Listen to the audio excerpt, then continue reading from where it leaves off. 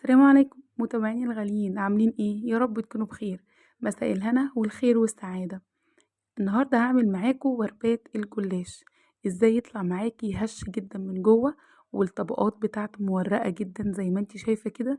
سواء مظبوط جدا هيطلع معاكي هش وناعم وطري جدا من جوه. يلا بينا على طول نبتدي. انا مي شاهين، وطبعا في القناة قدمنا مع بعض وصفات كتير. اتمنى تكون نالت اعجابكم. ادخلي في القناة واشتركي وكوني واحدة من اسرتنا على اليوتيوب. اول حاجه خالص هعمل الشربات، لان احنا عارفين الجلاش محتاج الشربات يكون بارد وكمان تقيل. هستخدم كوبايتين من السكر الحبيبات، وعليهم كوبايه ونص من الميه، وعليهم نص ليمونه هعصرها، وبعدين هحط نقطتين او معلقه صغيره من الفانيليا لو هي فانيليا باودر. هقلب تقليبه بسيطه، وبعدين هرفعه على نار متوسطة لمدة 10 دقايق، من 7 ل10 دقايق مش أكتر من كده. هتلاقي إن هو القوام بتاعه زي ما انت شايفة كده، بقى يعمل فقاقيع كتير من على الوش. وطبعا الوش اللي انت شايفاه دوت اللي هي الأبيض أو الريم ده أنا بشيله وبتخلص منه نهائي. بالظبط أول ما بيغلي بحسب 7 دقايق، وبعدين بطفي عليه النار. بجيب لفة الجلاش. أنا هنا الجلاش اللي كان عندي اللي هو الجلاش الجاهز اللي هو بيكون ملفوف في باكيت كده. بس أنا الصراحة على طول باستخدم اللي هو الجلاش الطازة.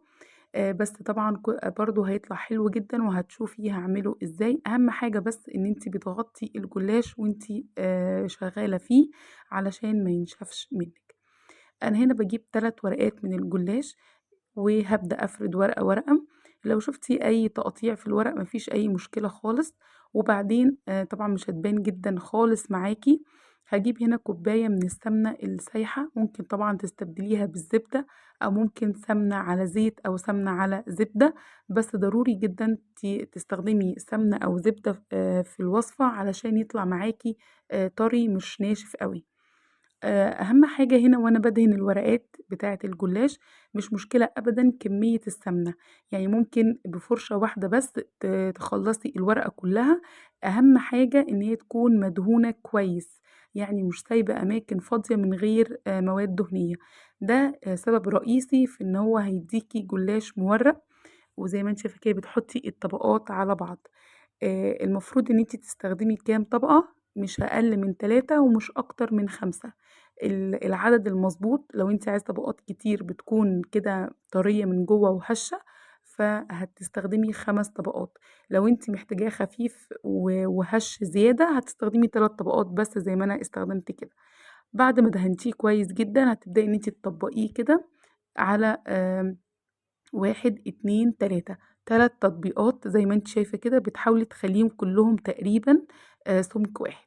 وبتبدئي برضه تاخدي كمان 3 ورقات، وبرضه بتعملي نفس الخطوات بالضبط زي ما أنتِ شايفة كده. طبعًا هيبقى حتى لو طلعت معاكِ نُص أو واحدة مش كاملة ما فيش مشكلة خالص. أنتِ بتلزقيهم جنب بعض بالمواد الدهنية، ومش هيبان أبدًا، أبدًا في رسمة الجلاش اللي في الآخر.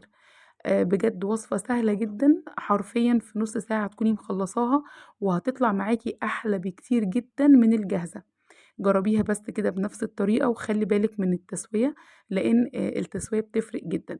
أنا لمّا جيت أهم حاجة بس الورقة اللي بتكون من تحت ما تكونش فيها تقطيعات كتير، علشان دي هي اللي هتشيل أو هي دي اللي هتبان على وش الجلاش.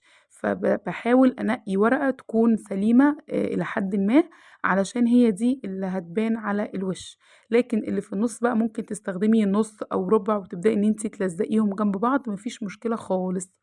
زي ما أنتِ شايفة كده باحطهم على بعض. أهم حاجة زي ما قُلت لِك إن أنتِ بتدهنيها كويس جدًا. مش مشكلة أبدًا كمية السمنة قد ما مهم جدًا إن أنتِ السمنة تكون مغلفة كويس جدًا ورقة الجلاش. لو دهنتيها كويس هياخد لون واحد كلّه، وهيبقى سِواه مضبوط. مش هيطلع معاكِ من جوّه ني أو لسه أبيض أو مش مستوي. السمنة أو المادة الدهنية شايفين أنا أهو عمّالة الحتت اللي بتتقطع عادي جدًا باحطها، ومش هتبان نهائي، وهتشوفوا النتيجة دلوقتي. أنا كده خلاص خلّصت الكمية دي اللي هي 3 ورقات زي ما قُلت لِك. لو حابة يكونوا 5 ورقات ما فيش مشكلة، من 3 ل5 ورقات. وتبدئي إن أنتِ تقفّليهم كده. باحاول إن أنا أقفّلهم على 3 على قد ما أقدر، وبتطلع النتيجة حلوة جدًا، جدًا، جدًا. أهو زي ما أنتِ شايفة كده بيكونوا قد بعض تقريبًا أهو.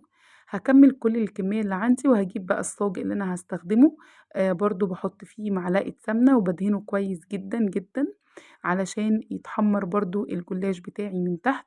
على فكرة لفة الجلاش اللي هي حوالي 500 جرام هتاخد كوباية إلا ربع من السمنة.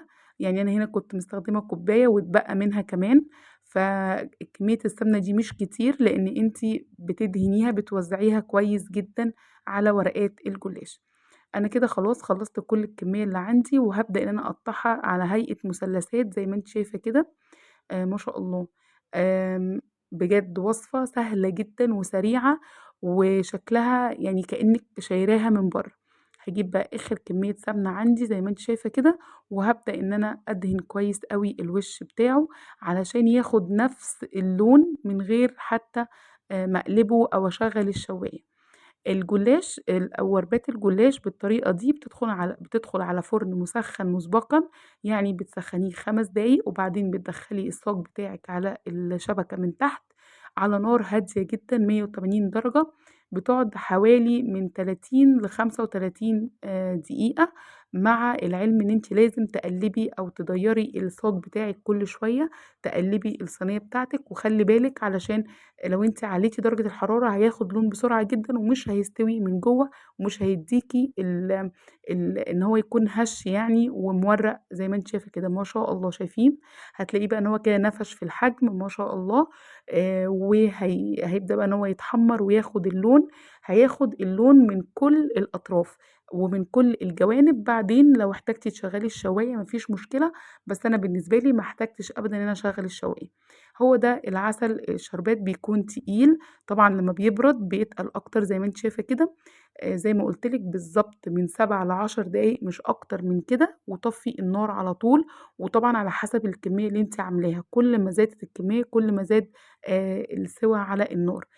طبعًا أهم حاجة يكون بارد تمامًا، لو أنتِ هتستخدميه على طول ما فيش مشكلة لمّا يهدى كده معاكِ حطّيه في التلاجة ما شاء الله شايفين؟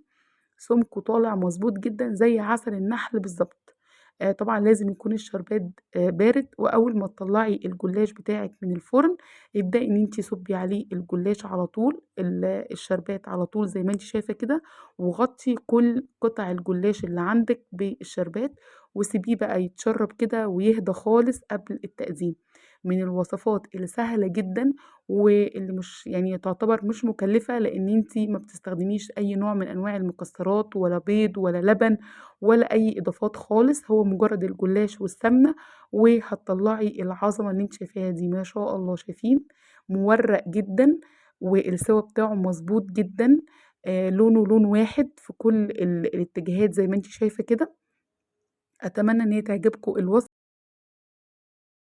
وما تنسوش شير ولايك وسبسكرايب للقناة، واشوفكم على خير في فيديوهات حلوة جاية كتير.